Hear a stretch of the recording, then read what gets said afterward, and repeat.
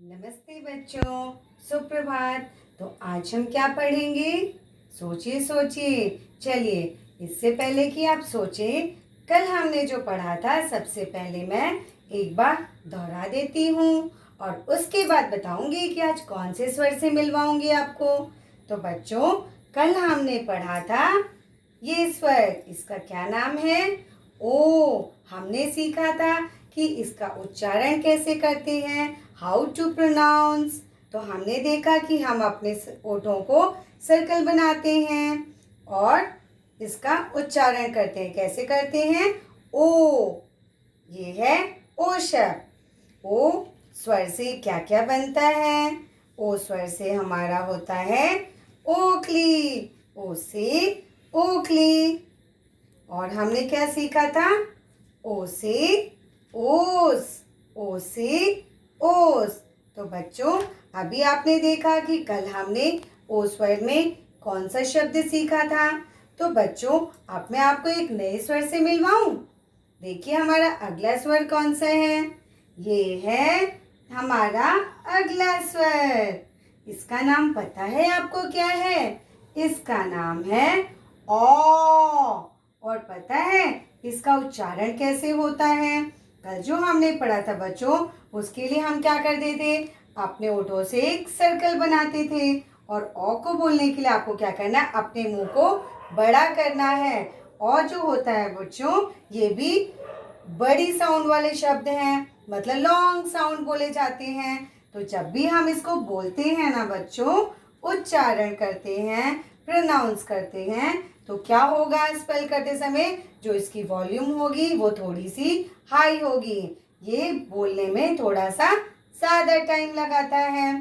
तो आप भी मेरे साथ एक बार बोल के देखिए, ओ। तो आपको क्या करना है उच्चारण करते समय? अपने जो लिप्स हैं उसको थोड़ा सा और खोलना है और गले से आवाज आएगी। बोलिए एक साथ मेरे साथ, ओ। ठीक है, तो इसका नाम है ओ स्वर। तो बच्चों, चलिए इस स्वर का नाम तो आपने जान लिया कि ये है हमारा अगला स्वर। और ये किसके बाद आता है? ओ स्वर के बाद में। ओ स्वर के बाद में आता है हमारा ओ स्वर। तो बच्चों, चलिए अब हम इससे कुछ नए शब्द सीखें कि और शब्द से आखिर कौन कौन से शब्द बनते हैं।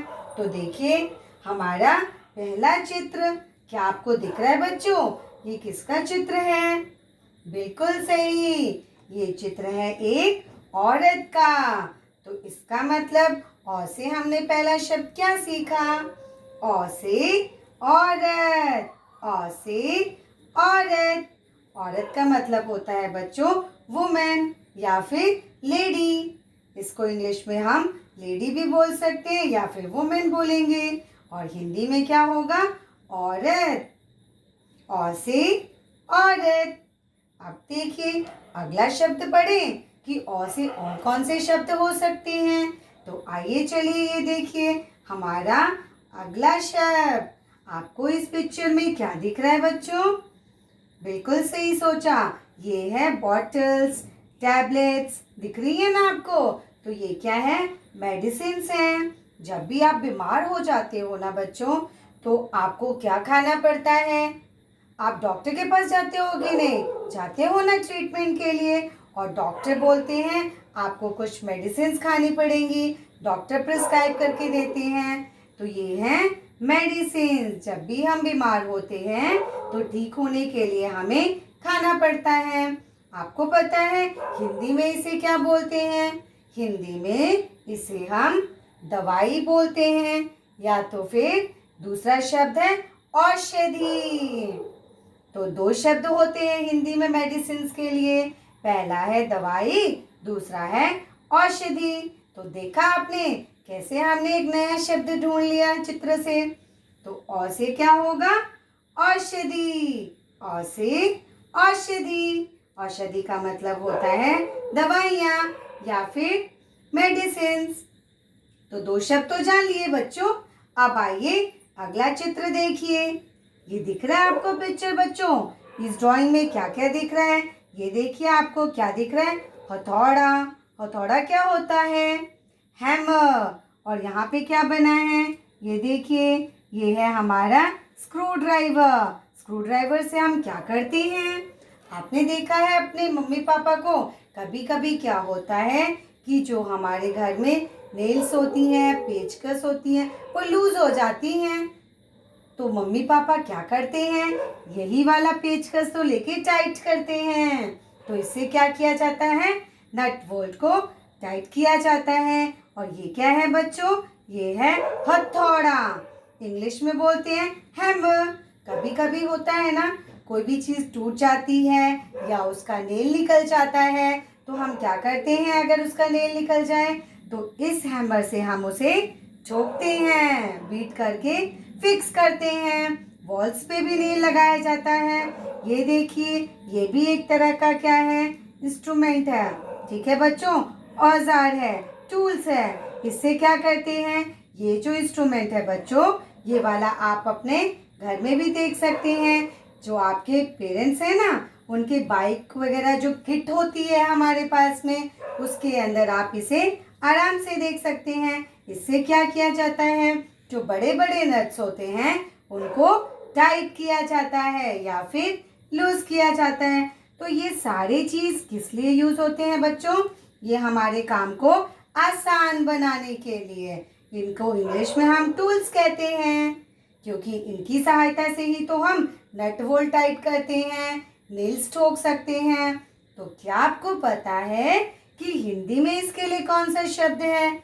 इंग्लिश में हमने सीखा टूल्स, हिंदी में होता है बच्चों औजार। हिंदी में क्या बोलते हैं? औजार। तो देखा आपने, चित्र देख के हमने एक और नया शब्द सीखा। ये है औ से औजार। औ से औजार। तो बच्चों देखा आपने, हमने 3 नए शब्द सीख लिए। तो आइए एक बार फिर से दोहरा देती हूँ। ये है हमारा स्वर औ, और औ का उच्चारण कैसे करना है? औ। ये होता है एक लॉन्ग साउंड, इसकी आवाज लंबी होती है। तो औ से औरत। औ से औरत। औरत मीन्स वुमेन या फिर लेडी। औ से औषधि। औ से औषधि। औषधि मीन्स मेडिसिन्स। औ से औजार। औ से औजार। औजार मीन्स टूल्स। तो बच्चों ये कुछ शब्द हैं जो कि आपने औ स्वर से सीखा। तो बच्चों अब आप सोच रहे होंगे ना कि अब हम इसको लिखना भी सीखें। तो चलिए आपको मैं लिखना सिखाती हूँ कि स्टेप बाय स्टेप हम इसे कैसे लिखेंगे अपनी कॉपी में। तो बच्चों आपको ब्लैक बोर्ड दिख रहा है अच्छे से? देखिए इस पे ये क्या चित्र बना हुआ है? बिल्कुल सही, ये है औरत का चित्र। तो अभी मैंने आपको एक शब्द बताया था ना, औ से औरत। औ से औरत। औरत मीन्स वुमेन। तो बच्चों आप देखिए कैसे लिखेंगे। आपकी कॉपी में 5 लाइनें होती हैं, 1 2 3 4 5। और हम कितनी लाइनों में लिखते हैं स्वरों को? सेंटर की 3 लाइनों में। तो ये देखिए, पहले मैं डॉट लगा के आपको दिखाती हूँ। 1 2 3। ये जो ब्लू कलर की लाइन्स है बच्चों, इनके बीच में ही हम लिखेंगे। तो देखिए first step, make a half circle. Make a half curve. Half circle बोलिए या कर्व बोलिए? Make a half curve. Then again continue making another curve. Then from the center make a slipping line. After that make a standing line. After that one more standing line. देखने में कैसा दिख रहा है आपको? It looks like आ की तरह दिख रहा है ना बच्चों? उसके बाद एक स्लिपिंग लाइन लगा दिया। अभी क्या करना है आपको? From the second straight line, standing line, make a slant line and make a small loop. So slant line and make a loop. Then again from the same, जहाँ से आपने लिखा है ना बच्चों, यहीं से स्टार्ट करना है। Again make a slant line and make another loop. तो देखा इसमें कितने लूप्स बनेंगे? 2 लूप बनेंगे। ये बन गया हमारा ओ। एक बार फिर से देखिए बच्चों, make a half curve, again continue making another half curve, make a slipping line, after that standing line, one more standing line, then make a slipping line, after that from the second standing line children make a slant line. आपको slant line बनानी है और एक loop बनाना है। उसके बाद फिर से हम क्या करेंगे, यहीं से स्टार्ट करना है जहां से आपने पहला वाला स्टार्ट किया ना। From there only you have to make the another loop, make a slant line upward and make a loop. बन गया हमारा ओ। तो समझ आया बच्चों कैसे ओ अक्षर लिखना है आपको, स्वर को हम कैसे लिखेंगे। एक बार और सीखना चाहते हैं, चलिए एक बार और बताती हूँ। Make a half circle or half curve, then again continue making second half curve. From the center make a slipping line, then standing line, one more standing line, then from the second standing line make a slant line and small loop, then again continue from the same second line, make again slant line and loop, and here don't forget to make a slipping line. तो ये क्या बन गया हमारा ओ। तो देखा कितना आसान है ना ओ बनाना। तो आपको भी ओ स्वर को अपनी कॉपी में ऐसे ही स्टेप बाय स्टेप लिखना है, ठीक है बच्चों। तो आज हमने सीखा ओ से औरत, ओ से औरत, और क्या सीखा, ओ से औषधि, ओ से औषधि, ओ से औजार, ओ से औजार। तो बच्चों आपको इन शब्दों को अच्छे से प्रोनाउंसिएशन के साथ में बोलना है।